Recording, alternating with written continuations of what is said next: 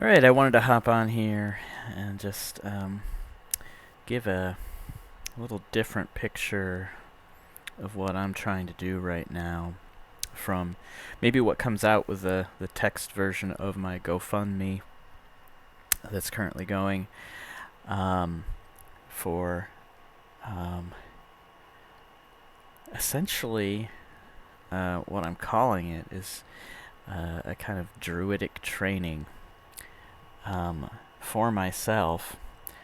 Um, and yeah, that's a lot to unpack. Probably sounds weird. I'm sure it does. Probably sounds like somebody's played too much Dungeons and Dragons, which I have. So guilty there. Um, but no, not really. You know, this year I have had a whole sort of practice that has grabbed me, that has led to a vision of something that I feel like I'm supposed to birth into the world, and that's what this GoFundMe is about. Um, it if you look at what the funds are for, it's mostly for travel. It's for the Fit for Service program, which I have an opportunity to engage in. It's a program that is for really a mental, emotional, physical, spiritual development of the whole person. Getting you ready for whatever it is you're doing, to do it more, to do it better, do it bigger, and that's where I'm at. Um, so a little about me. I've been a writer pretty much my whole life. I am a published author. Don't have a lot of publications recently. It's not something I've focused on in the last really 15 years. Um, as I was a what's called an adjunct college instructor, or part-time is um, really, in my opinion, a better way of saying it, because that tells you what the experience is really like. It's more like being, part-time at a McDonald's than it is um, being a college professor. At the same time, you're expected to act like a college professor, making part-time at McDonald's um, salaries, and this is something that hundreds of thousands of people across the United States are stuck in that, by a supposedly progressive higher education system, which I can tell you is completely bought and paid for at this point, and not serving the interests of your children, of you if you are a student right now. I'm not saying drop out of college, but understand that's what's happened. And not all institutions are the same, but as a system, especially the public education, higher education system, that's what's happened. It's been bought and paid for by people who want their names on buildings and such, rather than really what we should be doing, which is well, that's a whole nother story. I left that during the pandemic. I'm still an editor, still an author. I'm putting out a lot more of my own writing. I'm getting ready to query novels, and there's a lot going on. I've done a lot of work, and so there's a whole. It's one of those things where I've got a whole rooted tree growing, and the roots are there, but you may not be able to see it yet. It's there. Um, there's a lot about to spring forth. And in the midst of all this, I get this kind of crazy turnabout that I'm going through, which is, oh, all those spiritual practices that you left. Um, you still need those. It doesn't need to be Christian. It doesn't need to be this or that or anything. Actually, it needs to be you. It needs to be yours. And that's what I've been developing for myself this year, and I'm starting to share out. And it's not out of thin air. It's out of a lot of spiritual practice over the years. I've always been a very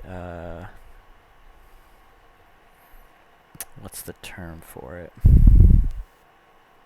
I've always felt it important to be connected in some way to some kind of larger picture of what's going on. And that's really what my poetry is rooted in. When I write poems, when they're poems that matter, or at least that I think matter,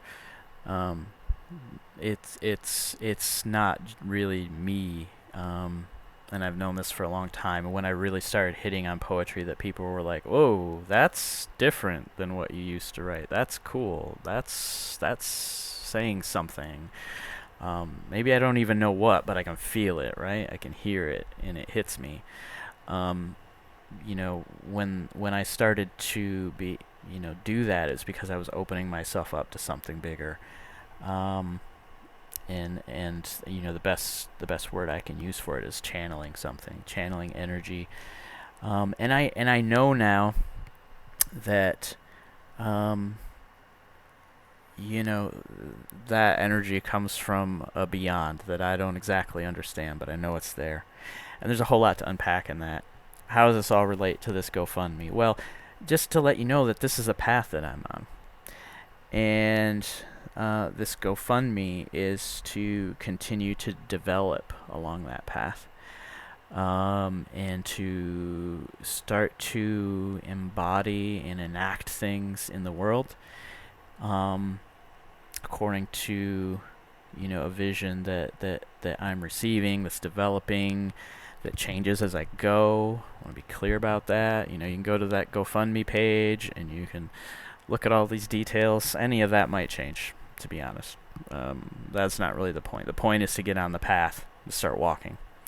The point is to keep taking steps. And so with that, earlier in the year I came across the Fit for Service program, which is something that Aubrey Marcus and a lot of his people associated with him and his whole organization,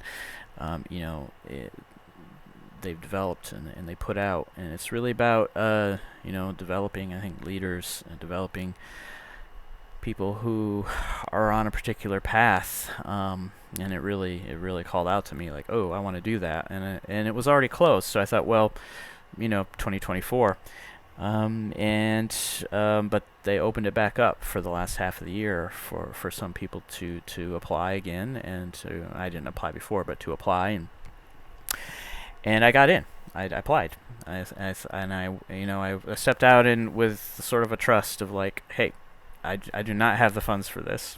Don't have them.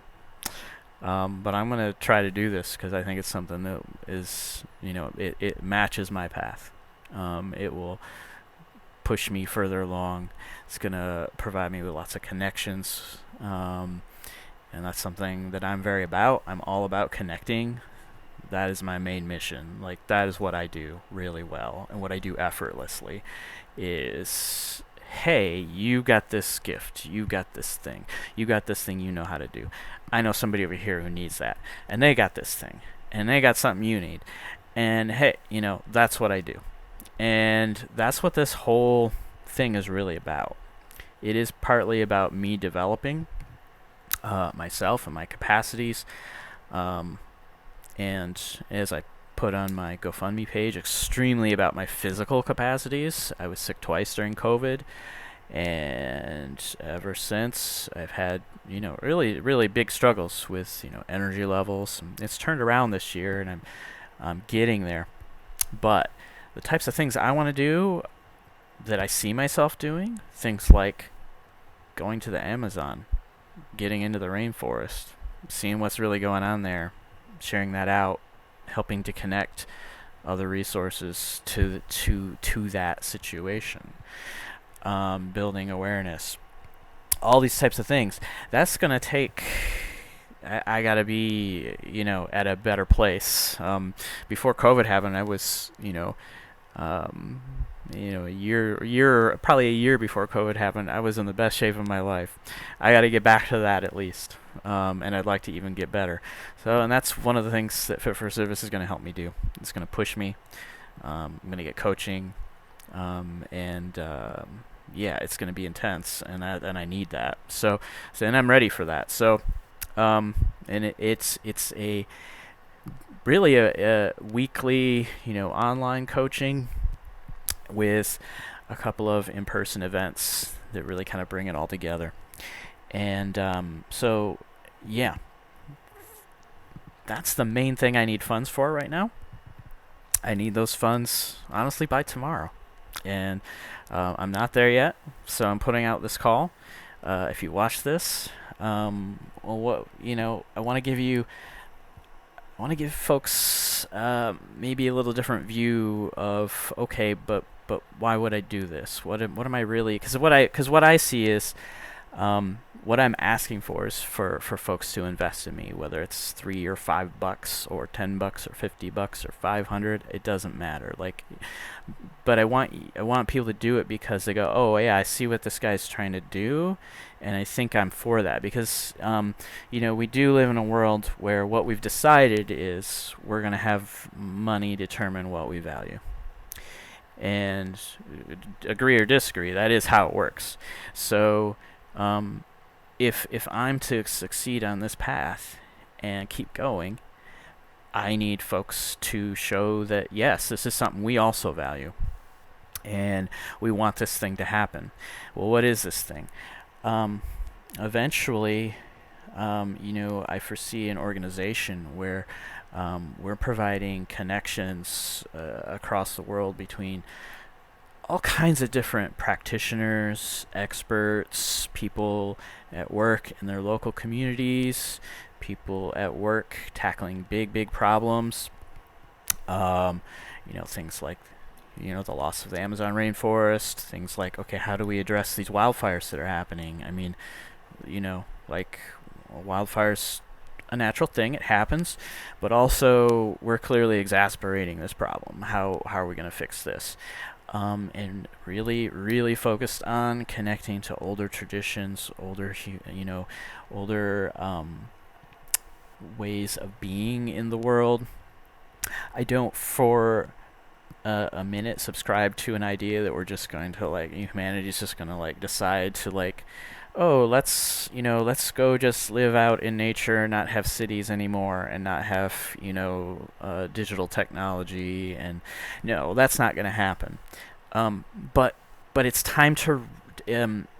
I'm really connected to the Hermetic principles of life, death, and rebirth. And what's happening is we're not going through that process enough, and it's a process where things come to be. They die and they get reborn, and there's a lot that needs rebirth right now. There's a lot of stuff sitting there, a lot of resources from people who know, and it's fading away. And we need to grasp it. We need to understand it, and find what we can still put into practice now, before all this gets away from us, and rebirth that into the world in new ways. It's much like the biblical story with Jesus, with the wineskins, and new wine and old wineskins, all that stuff. We need that new wine, but it's got to be in new wineskins as well. Otherwise, if you put it in the old wineskins, it's going to burst. It's not going to work. So we have to understand we're not going back to something. We're always going to go forward. But what do we need to take with us? What do we need to keep pulling along with us? Rebirth it, renew it.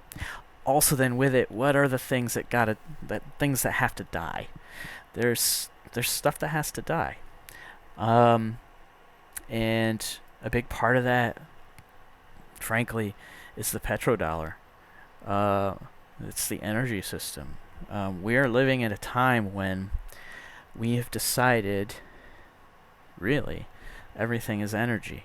Everything is energy. Matter itself is energy. It's energy made into a form. We know this. This is a scientific thing.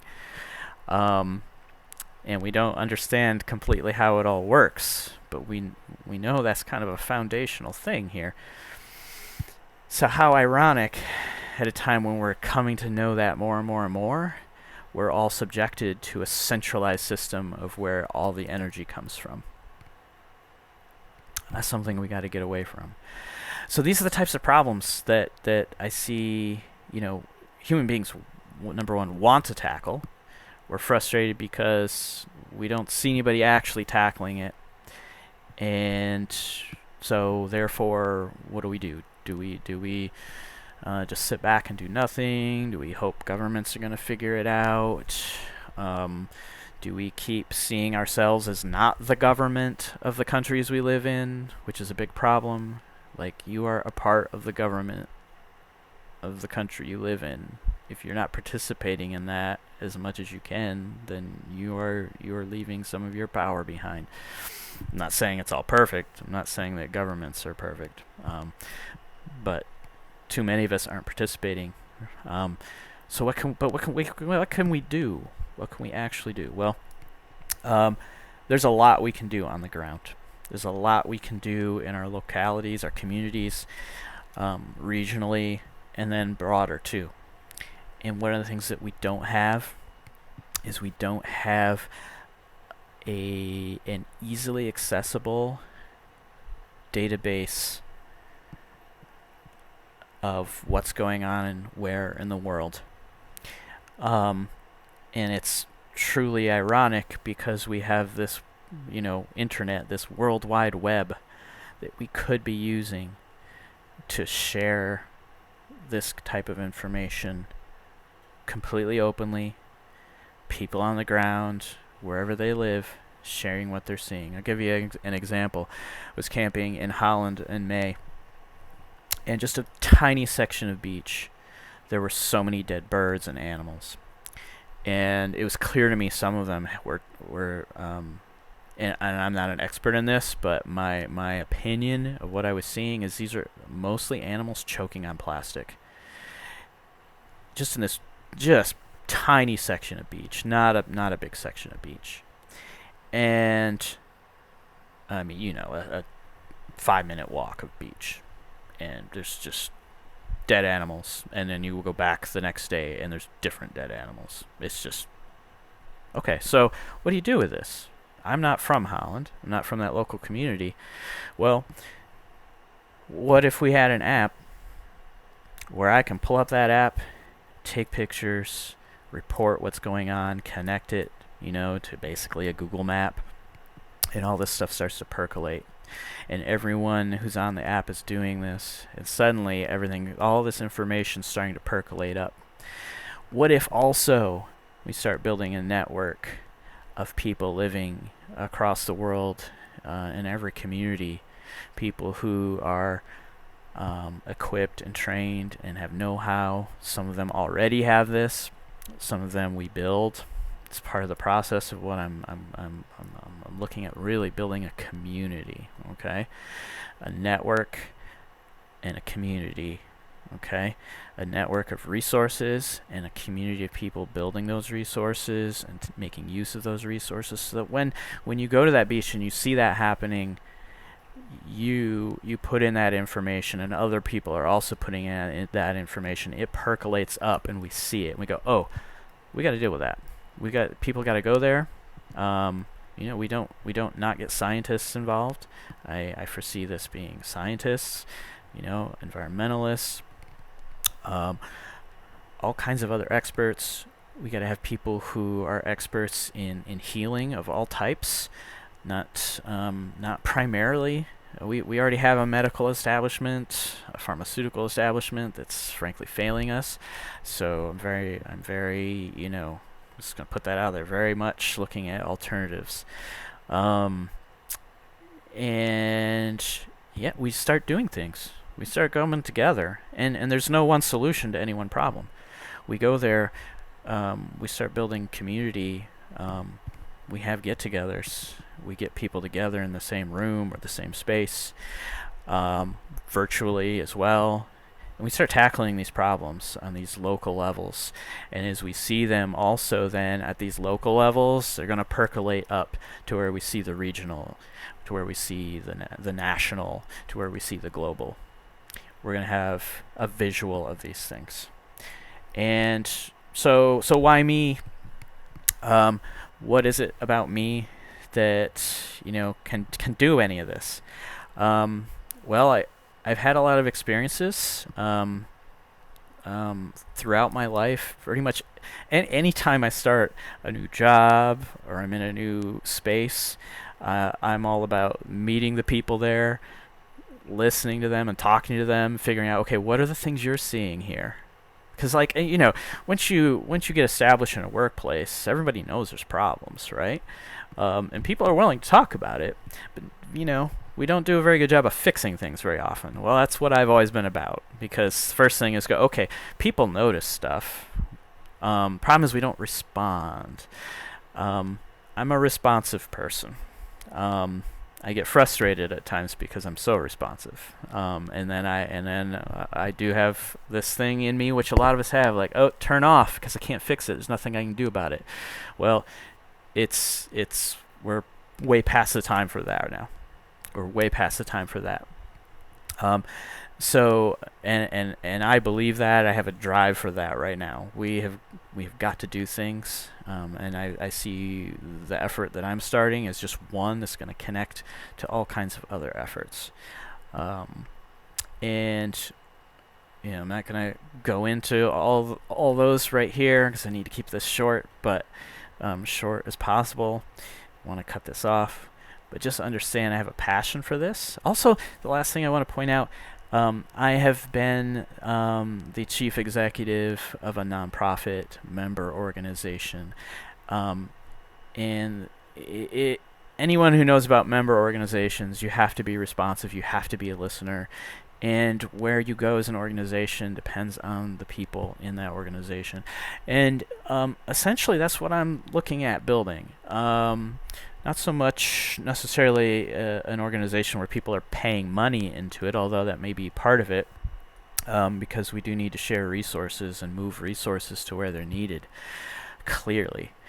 But having people involved, having people giving input, listening to that input, understanding where the collective wants to go regarding this or that issue, this or that problem, and this or that challenge that people want to tackle. Like, I know how to do that. I've done that. I've run campaigns. I've been a part of campaigns of doing that.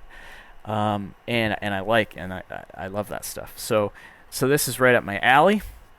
It's stuff I'm passionate about. And really, it just, for me, I'm on this path no matter what happens here. The question is, how accelerated is it going to be? And so, hey, you want to see me running around like a crazy person, doing a lot of crazy stuff, sharing all that, probably being overwhelmed at times, being challenged. That's what's going to happen if this GoFundMe is successful. You're going to push me, and this thing's going to go a lot quicker. And that's what I'm asking for. I'm ready to do that. I'm ready to go there. And yeah, so I hope folks who see this will join me in that. Contribute a bit. If you have questions, I know this is a very kind of big vision, but there are steps to get there. A major step that, again, if this funding comes through, that's one of the things that's going to enable me to do, is to really start looking at developing a nonprofit structure, getting a team together. We're going to build an app, at least one app. Is it going to be more than one app? I don't know, because we need an app for mapping problems. We need an app for sharing out resources. That's maybe two apps. We'll see. I don't know what's going to be best because that's not my area. My area is to get people together who care about this thing. And then, they're going to help decide, how does this go? What does it look like? So, again, an invitation to be part of something, to help start something, to follow it along, to yell at it when it's not doing what you want it to do, because you've supported it and you see a misstep. Great. That's exactly it. That's exactly what we're looking for. Again, I'm using the term druid or druidic very loosely. I'm not associated with any of the modern day, groups of druids, which I have, respect for, and but that's not what this is. It's more just this idea of getting back to a sense of being in the world and spirituality of the world that acknowledges some things that big forces in the world have torn away from us, whether it's forces like organized Christianity. If that offends you, sorry, but there it is.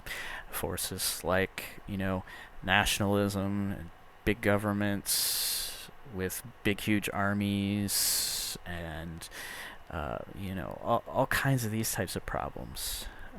Runaway corporations, not beholden to people, all kinds of problems, right? This is what we're talking about here. So this is a grassroots effort, truly. That is not just a word in this case. It's exactly what this will be. It will go because people support it. It will only go so far as it's successful in its aims, and showing results. And that's okay. That's how this thing works. When we birth something into the world, if it can't stand on its own legs, then it's not going to last. So, and that's just fine by me. So anyway, I hope you'll support. Thank you for listening. I do have plenty more I could say. Very open to any questions you have. Shoot me a message on whatever platform you're seeing this. Reach out to me.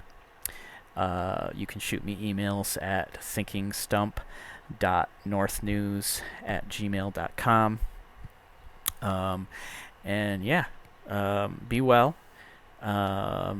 Don't lose heart. There's a lot of storms right now. This is a year of storms. That's what I'm calling it. We've got wildfires. We've got literal storms happening. The hurricane season is going to be, I'm certain it's going to be a thing. We're gonna still go through some things this year. Don't lose heart, because this is all wake-up call stuff. It's this big body that we live on, that we call the Earth, grumbling and rumbling at us. So don't see it as, the end of the world is happening now. No, it's wake-up calls. That's what we're going through right now. Wake-up calls. So if that resonates with you, wake up to it, and what I'm suggesting here, that's what we're aimed at. We're aimed at doing something about this, because we still have time, but we got to do it now. It's go time. So let's do it. All right. Love you all. Peace. Bye for now.